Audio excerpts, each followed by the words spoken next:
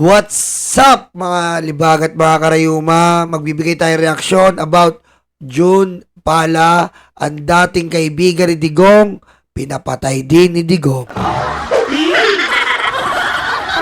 June Poras Pala, ma'am.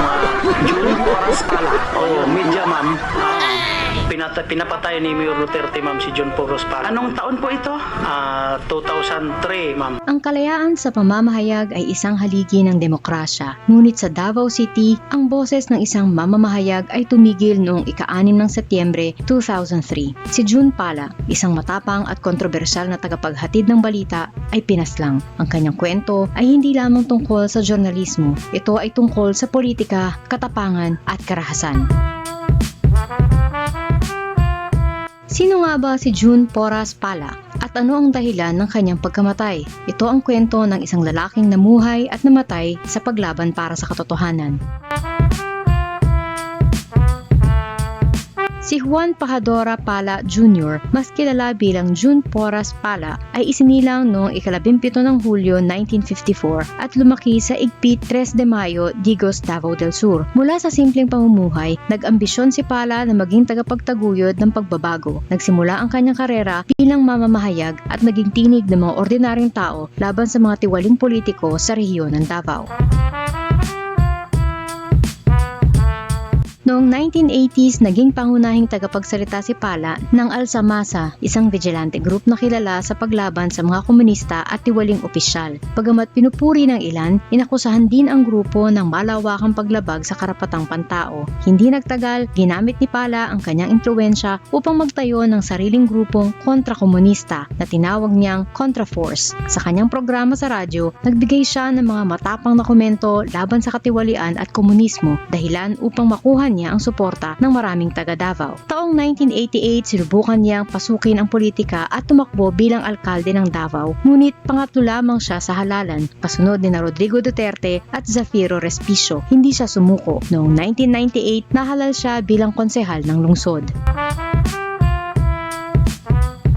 Kasabay ng kanyang pagsikat ay ang kontrobersya. Naharap siya sa kasong libelo at sinuspindi ng 6 na buwan sa radyo dahil sa kanyang mapangahas na pananalita. Kalaunan, pinatawan siya ng lifetime ban ng Association of Broadcasters in the Philippines. Sa kabila nito, sa tulong ng isang hindi pinangalanang makapangyarihang tao, naibalik niya ang kanyang karapatang makapag-broadcast. Sa kabila ng mga pagsubok, nanatili siyang matapang sa kanyang misyon. Ayon sa kanyang asawa na si Luis, patuloy na binatikos ni Pala ang mga tiwaling opisyal kabilang sina Mayor Rodrigo Duterte at Pangulong Gloria Macapagal Arroyo. Naging layunin niya ang ilantad ang katiwalian sa lungsod.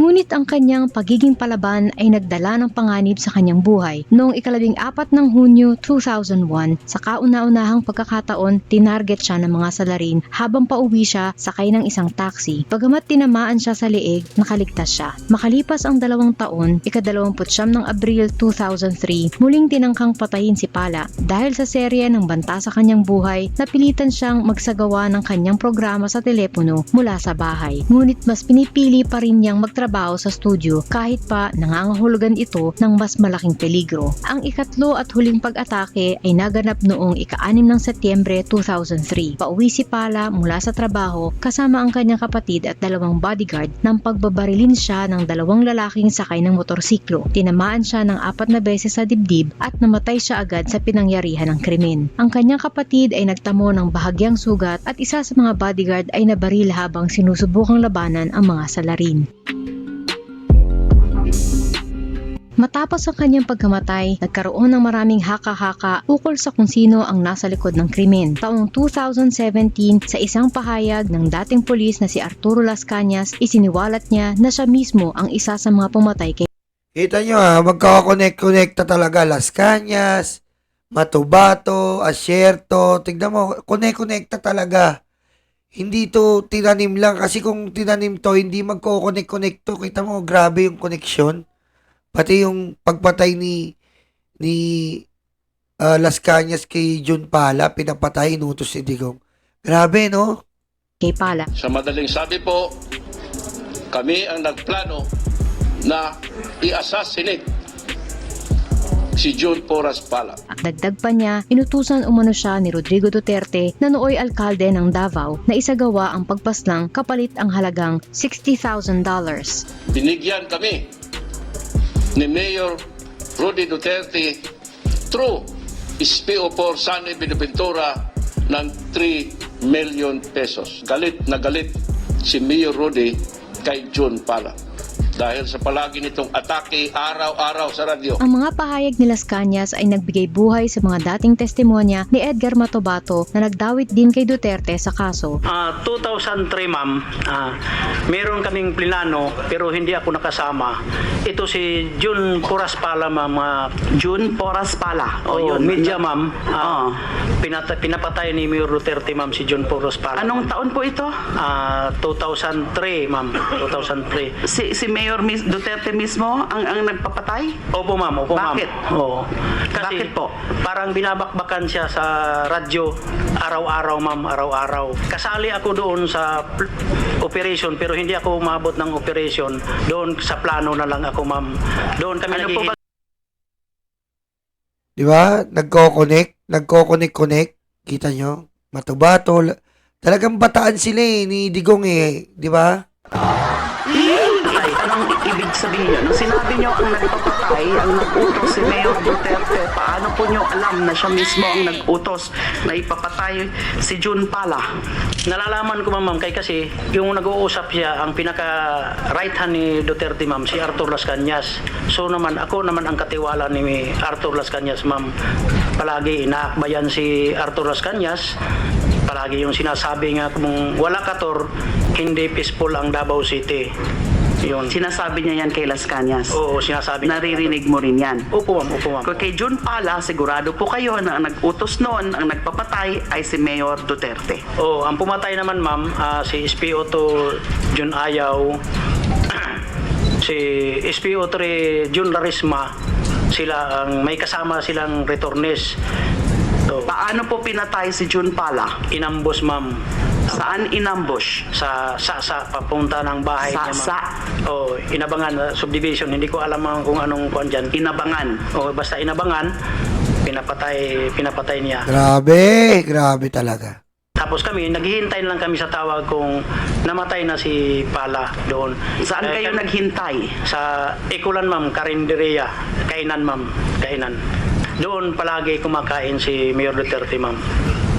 Nagawag na kami, tumawag nga patay na si June Porras Pala po. Pinalabas din nga MPA.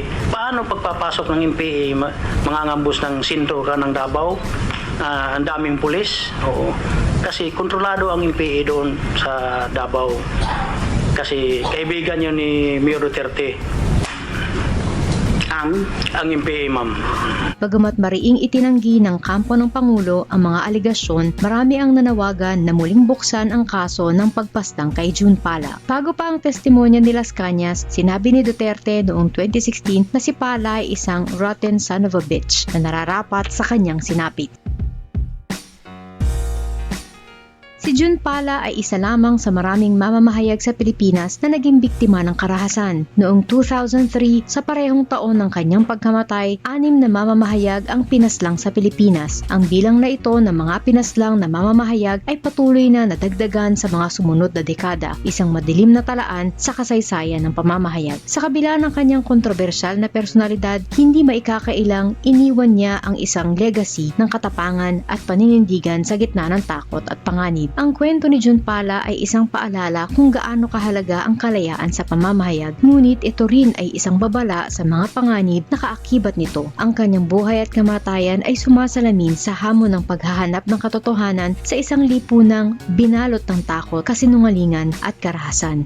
Para sa inyong suggestions, Tapos sasabihin pa nila, grabe, martial na daw kay BBM. Samantalang ito, hindi ka pwedeng magsalita ng masama. June Pala, Percy Lapid, lahat nawala. ABS-CBN.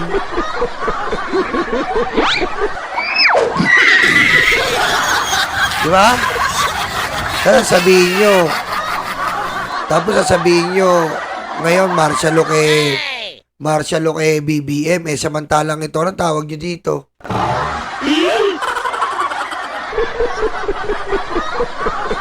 Diba?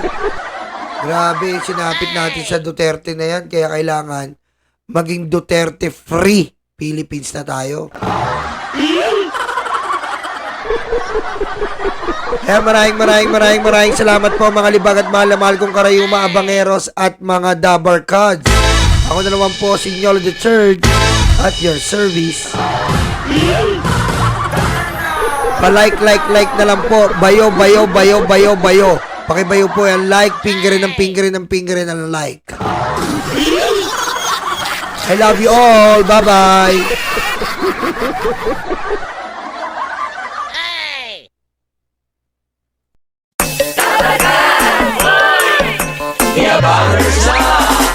Handa na ba kayo mga Dabarkads? Eto na sila, The Bangers, sa pangunguna ni Tamski. Kamusta mga kababayan ko? Dapat lang malaman nyo, andito si Tamski, ang abang lingkod nyo na magbibigay at maghatid ng mga balitang solido at talagang para sa Pilipino. Hindi rin magpapahuli si Nyolo. Kamusta mga karayuma? Nyolo Bontit at your service. At siyempre, ang muse ng grupo, si Tita Missy. What's up mga libag? Naghilod na ba kayo? Ako nga pala ang inyong Tita Missy, ang impaktang reyna ng mga libag. Mawawala pa naman sa eksena ang VMB family. Kaya mga kalibag, tutok na. The Bangers.